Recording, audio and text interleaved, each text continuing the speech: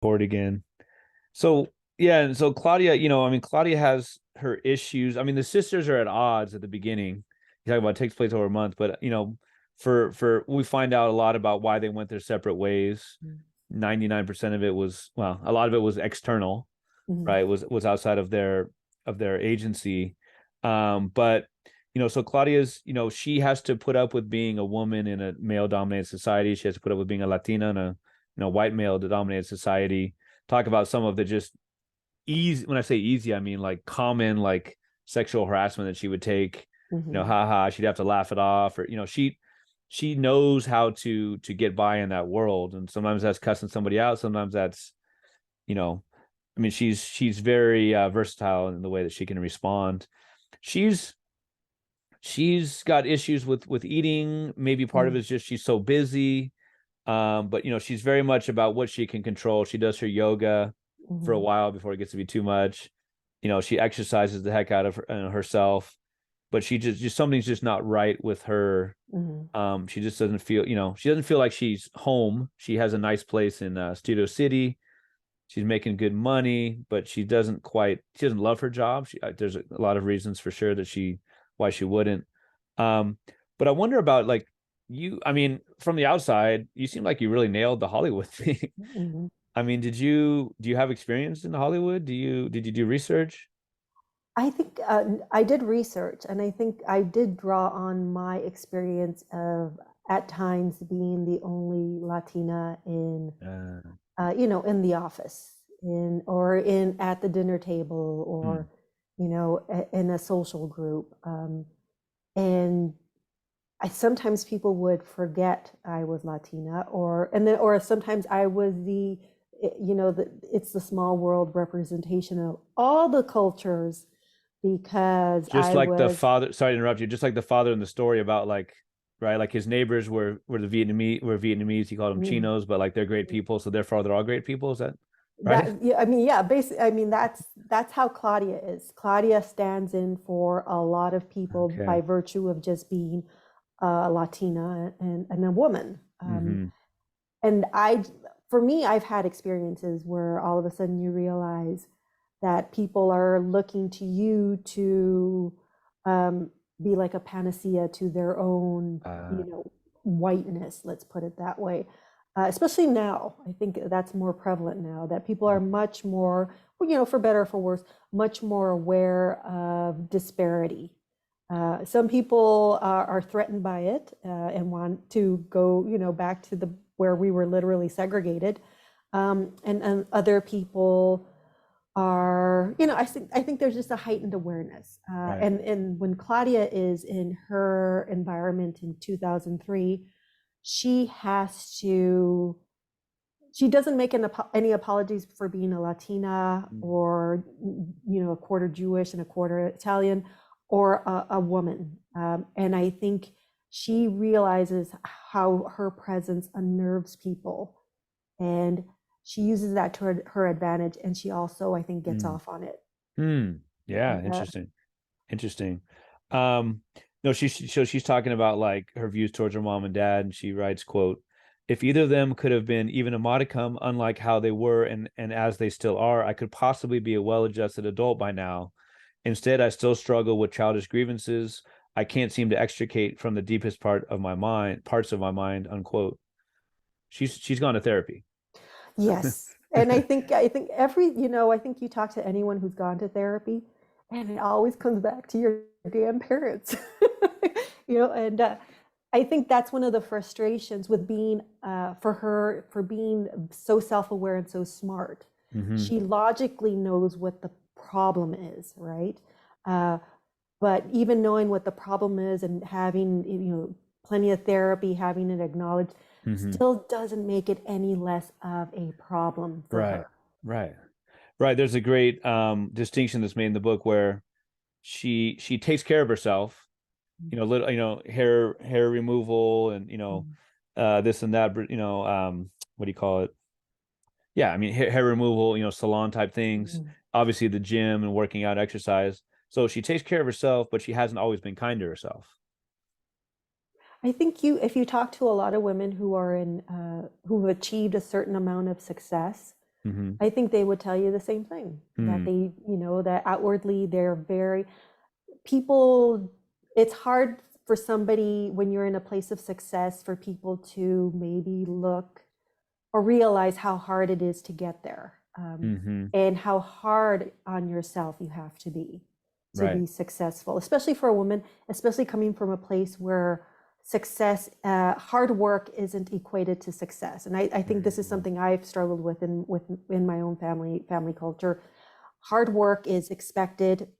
Success makes people uncomfortable. Mm. So she definitely has decided to work hard at being successful. Mm-hmm. Right. So we talked about Maritza, and she so she has Augie, and she really feels like this guy owes me, Mhm. right? She's forcing the wedding. She never, so we talked about she had a first marriage. She never mentions the name of her ex-husband. Mhm. I'm sure that was probably on purpose Mhm. in her head, and you in writing it. She's focused at home, in life, at work. Um, there's a story that's really illustrative of just her personality that I think Claudia tells about the maraschino cherries. Mhm. I wonder if you could talk about how that kind of sums up Maritza in many ways. Well, I remember as a kid, maraschino cherries were a big deal. Yeah. And I was in the thick of polishing the novel and doing rewrites and just kind of smoothing out and adding color. And I went to the supermarket and I did the thing where you kind of wander around in a daze. And I found myself in front of literally maraschino cherries. And I thought, well, what as a kid, we coveted maraschino cherries. We would always ask for one or two more. Uh, and I thought, well, what would happen if I just bought a whole jar of them, Mm-hmm. you know? And I went back and, I was polishing her chapter, Claudia's chapter. And she's thinking about Maritza and what would embody Maritza?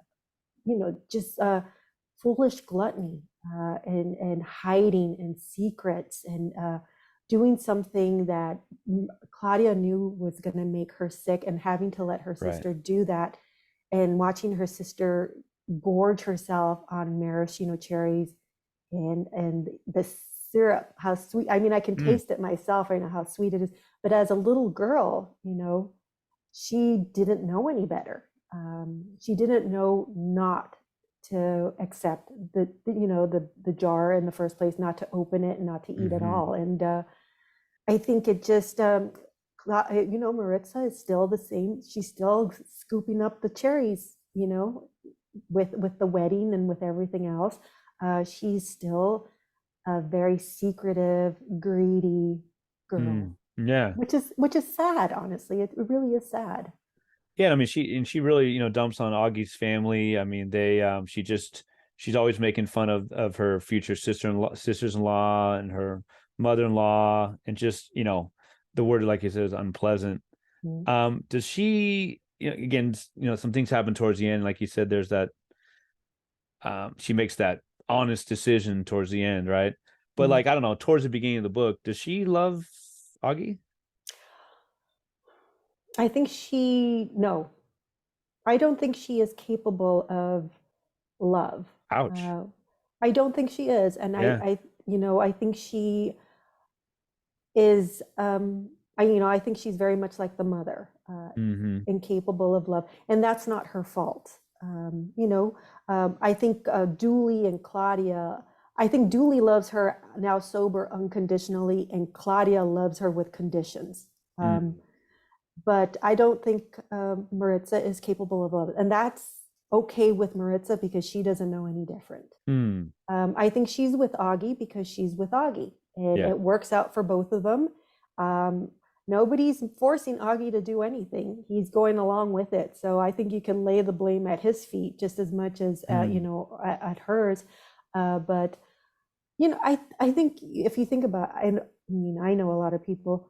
The Maritza mentality is not that uncommon. Mm. Especially with people who have experienced some sort of trauma that emotionally stunts them. Uh, and that as smart as she is and as capable as she is, she's still operating from a place of wanting all the cherries. Yeah. Yeah. Yeah. Yeah. Heck of a metaphor. Yeah. So one of the lines is from Claudia. Dooley, Maritza, and I took care of each other up until we chose to go in different directions. Dooley had her art and her anger. I decided college would be my escape, and Maritza watched one Disney movie after another when she wasn't reading romance novels. So we talked about Maritza, we talked about Claudia. So Dooley had her art and her anger, and she went to San Francisco Mhm. and she, did the tattoo artist thing for a while. She was a bartender. She was a couple other odd jobs, I'm sure, right? A waitress A and a waitress. house cleaner. Yeah, and she's the artsy type. She's kind of like I don't know, bohemian, would that be safe to say? I think she is exactly, she never, she's, I think she's the only sister who doesn't define herself other than saying that she's now sober. I mean, Hmm. Claudia, Maritza would prefer to be 100% Latina. Claudia, is juggling multiple, identities.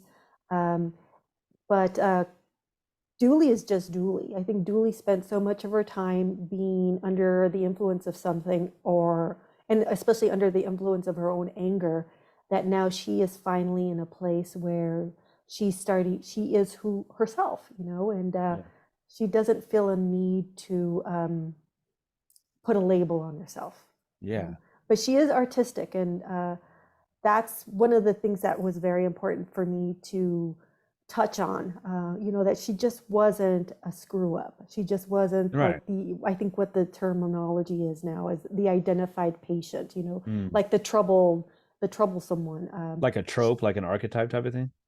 Yeah, I mean, I wanted her to Limited. be a full person, but she Hmm. wasn't a full person until now, because Yeah. before she was just lashing out at herself and other people. Right. Um, And we didn't get, we don't get a lot of that. We get like flashbacks, we get like summary of it. We don't experience it while it's going on with her substance abuse so much. But we do get the idea, right, that she even then in some of the worst of it, she was kind of steady. I mean, she would, even if she was out till 4 in the morning partying, she'd be up at 6 for work for the most part, mhm. right? I mean, she wasn't an absolute waste, like you said. So you can't, she's not someone that can be reduced down to like those stereotypes. So she's saying goodbye to San Francisco. Um, her drug selling slash drug addict subletter or Mhm. leaser is trying to pull her back. And Wyatt, who was this author that she meets, this writer that she meets at the cafe, but she felt like, hey, this is the thing I need to do. And she she writes about being brave in going to rehab and even in leaving San Francisco. And like I talked about earlier, Claudia is this quiet and loving angel. Is that, like you said, Dulcina, or when Dooley gets sober, she looks back and she's like, man, some of the things that Claudia did for me Mhm. when I was at my lowest, right? Even when she gets robbed in Big Sur, so she decides to drive back to LA, right, for the wedding Mhm. and everything. Even then, she is able to kind of keep herself about her. So it's a good time to get into the parents, right? Because if we're talking about the three girls, you talked about the fathers being ineffectual. Did he just fall out of love like so long ago? Now it's just like, oh geez, I need someone or something to distract me from it. Like, what's his deal? For me, the parents, they had a profound effect on their daughters without actively parenting. Right. Um, and I've heard, you can't help but, read reviews, and some people are bothered that the parents are more fully fleshed out. But when I was writing the book, I was coming from a mindset where the parents were present, but the children, especially Claudia, had to take on a parental role for both of her Mm-hmm. sisters. So they've basically parented themselves. I think of all three of the sisters, Maritza's probably getting the most parenting because she won't leave the house. She Yeah. won't leave the nest. So she's still, she's now the main daughter. Um, I think, as a parent, I've had to take a look at myself as a person, a mother, and a parent, and those, and a woman, and all those things are different. And how did they play into the type of person that I ended up raising? Mm. And like, oh my God, what did I do? Kind of moments. So I think this book was the reverse of that. It's like yes, my parents did what they did or didn't do what they didn't do, and that's had enormous consequences on each of the characters. Um, but in the end, it's not their story. Right. And I was okay with not making them, with just, they were vague people, Hmm. unless they weren't. And that's why I think the mother comes off as very passive until you realize that's an act. And that's the way she maintains control, by literally being dead weight, Mm. dead emotional weight. And the dad has checked out. I mean, he's not going to divorce her. What is, No, they're going to remain married forever, and he's going to spend as much time on the porch as possible. definitely. And I mean that I know people who have marriages like that. I mean, they Hmm. may not have a porch, but they're in separate rooms, right? Sure, sure. Yeah, I mean, they call him daddy, Mhm. right? I mean, there are some kind of sweet moments we talked about, like, he was a car lover and they all got to know cars because he would take them all out, and he never limited them because they're women, just because they're girls. They taught him he taught him all the things he would teach anyone else. Um, and so, there's a great double entendre, double meaning, where, going back to Dooley as she's getting sober, she says, "I'm here." Mhm. Physically, mentally, emotionally, triple syntheta, whatever. To Ethan, we haven't talked about Ethan. Mhm. Ethan is Ethan Jacobs. He's a Hollywood star who, Claudia is in some ways pushing him away, or maybe not believing that this could be true. Mhm. He is too good to be true. He's a Tom Cruise's handsome. He's a legitimately nice guy, right? Mhm. We don't learn anything otherwise, and he loves Claudia. I Mhm. wonder how maybe this Cold War, if you will, between mother and father, maybe how that affected Claudia and her romantic relationship, do you think? Well, I think she's doing her best to torpedo her relationship with, which could be a very loving, I think it's unconditional love. And she's not used to getting unconditional love. And Mm. he loves her unconditionally and is in love with her. And Right. for somebody who has control issues like Claudia, there's nothing more threatening than that. Mm. And when I was writing him, I did think about the really good men in my life, and the good men who I've been lucky enough to call friends, and to just see how they interact, with their spouses or girlfriends, or just a decent man. And you add the really hot sex, and because that's Man, you wrote part. you wrote some great sex scenes. My God, Yeah, man. this is I mean, honestly, if I said, if I was going to go for it, because in real life, if you have the capacity to have that great sex, you're not going to just do it once. And in a book, sometimes you only get one sex scene. And it's like, you would do it as much as you Right. possibly can. Right. So I think it was, she has a very active sex life with her lover, because that's what he is, and he's in Right. love with her. And then Dooley is once again exploring sex as part of being sober, for having sex for the Yes, first yes, time as yes, a yes. sober woman. Right. So, just like with being very honest about some cultural hangups that come with being from the Latino community, I was gonna, gonna go, I guess, balls to the walls when it came to sex. I was like, if I'm gonna do it, it's gonna be a lot of fun. It's not gonna be a waste of time. Right. It's not, I don't think it's gratuitous, but it is very blunt. It is. Um, and I've heard from people that they really enjoy that. And this is the first time I wrote just sex for the sake of pleasure. Hmm. And I've said this before. I think at the place I am as a writer and a woman, my kid is graduated. I don't have, if he wants to read my books, whatever, that's his problem. He can pay for his own therapy. Um, I think my books are going to deal with sex and sexuality in a much more honest and pleasurable way, because I do Yeah. think that's part of the human experience. Definitely. So, like, if there's another printing, I mean, the cover is awesome, but if you need to get Fabio on there, about 10 or 12 years ago, LAX, I ran into Fabio. I ran into Fabio. I Oh, have a I have a picture with him. For some oh. reason, I was randomly holding I had my laundered clothes, my clean from the cleaners, for some reason. But if you ever need to get Fabio, let me know. Okay, Yeah. the funny thing is, I used to read a lot of romance novels, and he Right. was on the cover of most of them. This was 10 years ago, and he was probably 55. He's still looking good. He's still looking good, that Well, guy. it's Yeah. his job. Yeah, it is. Boo-hoo, I'm not going to cry for him. Right, exactly. I spent a Exactly. lot of time on this, okay? Right? Like Claudia would say, man. The girls towards the end, there is a, they do come together. I mean, they're literally sleeping in the same bed Mhm, at time because of different circumstances, right? There's, such great snappy dialogue. There's some clowning on each other, but that's what brothers and sisters do. mhm, Um, and then we do get to learn. And I remember I was chatting with you on Instagram or Twitter back, and I was like, oh, cool. Before I knew about the book, I was like, oh, cool, Neapolitan and Naples and the ice mhm, cream and this and that. And you were saying something like, it's a little darker, and mhm, it for sure is. mhm, But so we have these three sisters who it's like the Neapolitan ice cream sandwich, right? It's got three mhm, flavors in it, and they do the girls like you talk about with the lack of parenting. They start to talk more about Mrs. Flores, who was kind of a bruja in the neighborhood, right? Who would make them do some things, who would make them work Exactly. hard and grab them by Mhm, the neck if they weren't doing the right things. And they get back into their fun things like jinx, like mhm, kids would, right? I'm sure they would probably do shotgun for the front seat in the car and that kind of thing. So there's some really good memories and some really bad memories. But they're unified. mhm, And then the stories really, do start to kind of branch out more at the end.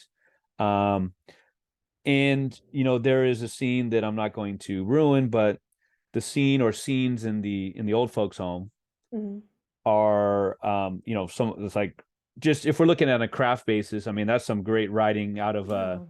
out of a crime novel, you know what I mean, Mm, or something like that. And just we identify with Dooley maybe as much as we can. And we just this whole idea, and it sounds so trite, but just that we get to know about why people are the way they are. We learn about what happened to them as kids, what didn't mhm, happen to them as kids, and just therapy and what that has helped with and what that hasn't.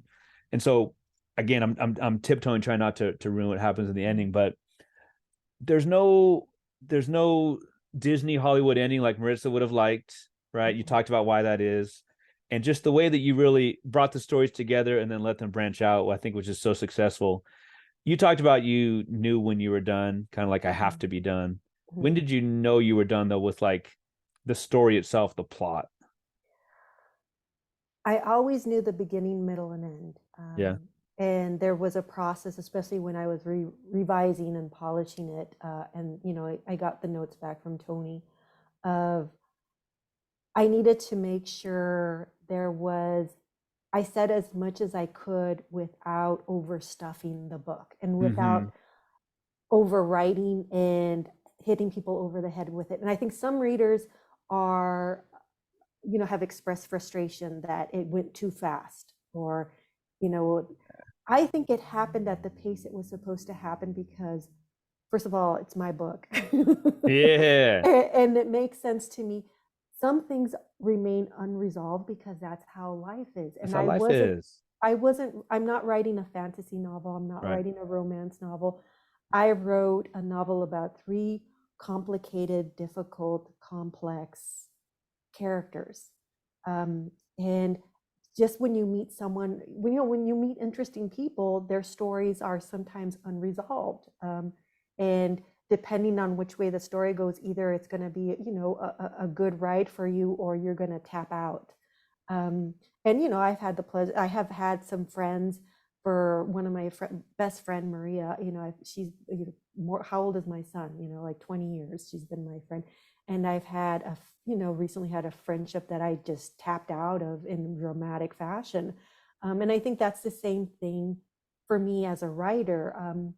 I want to tell a good story, but I'm okay with having an unresolved ending because to me Mm. that seems much more realistic. Yeah. Um, maybe things work out with Ethan and Claudia. Maybe they don't, and if they don't, it's Claudia's fault. I can tell you that right now. you know, Dooley, she might stay sober, but she might substitute sex for alcohol and drugs. And Maritza is Maritza. Um, you get what you get, and if you get upset, she doesn't care. Well, no, I think that, like you said, that's the way life is. And the great books like this one, for me, they keep you guessing, or they keep you thinking past the pages, right? Like I'm thinking about, for me, I'm thinking Claudia and Ethan will stay together, Mm. I would hope but so. who knows, of course, right? I would, I would hope she really allows herself to be Mm-hmm. loved. And I think Right. she is, in her inner dialogue in her last chapter, she is coming to terms with it's okay to allow someone else to give her care instead of her being the Yep. caregiver. Yep, for sure. And I think that's something, if you are put in a position for whatever reason of being the responsible person, the person that has to fix everything, Mhm. it's hard for her to acknowledge that she doesn't have to be in control. Yeah. Mm. Yeah, the book is exceedingly deep and profound. It's heavy, and I mean that in a positive way. And just, I mean, plot wise, it's just like, dang, such a great page turner. Um, Thank so you. so if it becomes a movie, who plays Claudia? Who plays Ethan? You know, I like Chris Evans. Yeah. I can see that. He seems like he's like a really good guy, right? Like Like if social, you want a decent progressive. man, Yeah. yes. Chris Um, Evans. Okay, I can see that. and I think I mean, you do fantasy casting, and I have been looking at, faces and names, and Claudia, for me, there's a few made, few, but I think Selena Gomez would make a good Dooley. Yeah.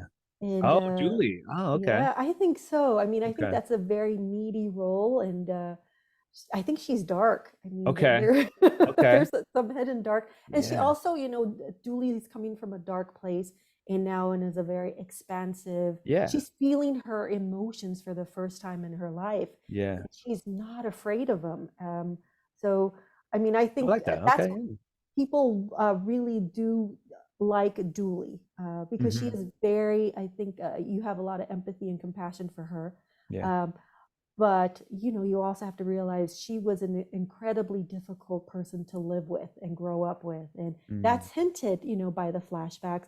And at one point Maritza says that, well, Dooley can't get mad at me because it's not, so there was a lot of, I mean, I think anyone who's grown up with a family member that, or knows a friend, or married to somebody who has substance abuse problems, they're a-holes, they're jerks, and they suck the life out of a room.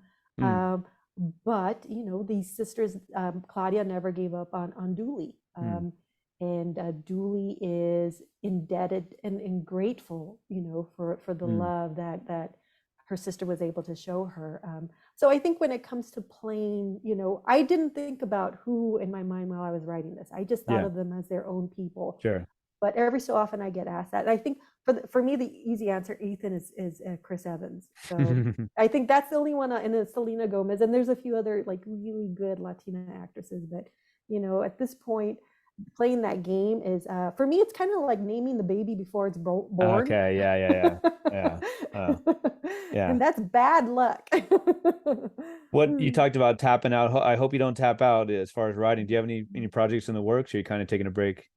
Well, I've been, really promoting this book and trying to get the word out. And I have actually, I'm right now in the process of, I'm looking for a new agent, unfortunately. And so I just got a submission request. So she said, send me 2 drafts of 2 books that I have done, and Mm. then I'm working on a third. Um, and it's Wow. open on my desktop. Okay. Okay. So, hopefully the next book I'll have some good news Yeah. relatively soon. Awesome. Well, tell us like any good local bookstores. Where should we buy the book? Is it all good? Do you have particular ones you love for us to patronize? Well, I do like, I'm a big fan of Barnes and Noble. I've got, I love walking through their Yeah. store, and then they have their sale books, like those big art books that you can Okay. pick up. Books Inc. here in San Francisco is a See? place where I actually do go in and lay down full price for books. Yeah. Oh man. Okay. So it's a treat. Yeah. And there are, I do a lot of walking, so I do clock bookstores in the neighborhood, and thankfully there are a lot of small independent bookstores in Mm-hmm. San Francisco. But Nice. I think, on the whole, I do browse Amazon, but Barnes and Noble, Books Inc., Green Apple Books. So Okay. there are a few places that I am spending my hard-earned cash in. Yes. Yes. Well, people are gonna be hearing this on, I think this will be January 31st or so. So it's payday, in a day or so. Go out there, buy it on bookshop.org, buy it on Yes, Barnes and Noble. Talk about Green Apple. What was it? Books Inc. Books Inc. Wherever, and it's such a good book. It's such a good read. We talk about like heavy, Mm. it's profound, and it's just a heck of a story, just a storyline. So congrats, and it's been such a pleasure talking to you. I wish you great luck in the future. Thank you. And one thing that would help if people do to write reviews. Uh-huh. Write and share reviews for any author. That makes a huge difference. It's just, it comes down to algorithms, which Yeah. increase visibility and viability. And if you have, I'm available on Instagram, Facebook, and Twitter still. I'm still on Twitter, and Yeah. Same. So if anyone wants to drop me a note, Margo Candela is my handle across the board. And then I have a website, margocandela.com, and a newsletter that I'm supposed Newsletter. to also be writing right now. Yes. It's due in a few days. The ways to procrastinate are immense. Right? All of a sudden you got to wash the windows or something, right? I did laundry today. Well, I will definitely put all those links in the episode notes. And like I said, it's just been such a pleasure talking to you, and to a fellow NorCaler. I know you're originally from LA, and we both miss LA. You're from there originally. I'm not, but we both miss I it. miss Portos and my friend Oh my Monique. God. Yes. Yes, yes, yes. But again, wish you good luck, and maybe when the next couple ones come out, we can talk again. I'm not going anywhere. There you go. Thank you so much. Thank you. Thank you for listening to episode 163 with Margo Candela. You can now subscribe to the podcast on Apple Podcasts. Please leave a 5-star review. You can also ask for it by name using Alexa and find it on Stitcher, Spotify, and on Amazon Music. Follow me on Instagram, where I'm at Chills at Will Podcast, or on Twitter, where I'm at Chills at Will PO1. Sign up now for the Chills at Will Podcast Patreon. It can be found at patreon.com/Chills at Will Podcast Peter Real.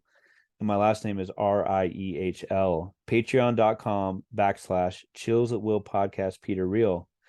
Check out the page that describes the benefits of a Patreon membership, including cool swag and bonus episodes. Thanks in advance for supporting my one-man show, my DIY podcast, and my extensive reading, research, editing, and promoting to keep this independent podcast pumping out high-quality content. The intro song for the Chills at Will podcast is Wind Down, and the other song played on the episode was Hoops Instrumental by Matt Weidauer. Both songs are used through archesaudio.com. Please tune in for episode 164 with Yasmin Ramirez. She is a 2021 Martha's Institute of Creative Writing Author Fellow, as well as a 2020 recipient of the Woody and Gail Hunt Aspen Institute Fellowship Award. Her outstanding memoir is Andale Prieta. This episode will air on February 3rd. For now, thanks again for listening. I hope that these uncertain days bring you texts by writers with mad skills, like Margo Candela, whose work, like the Neapolitan Sisters, gives you chills at will.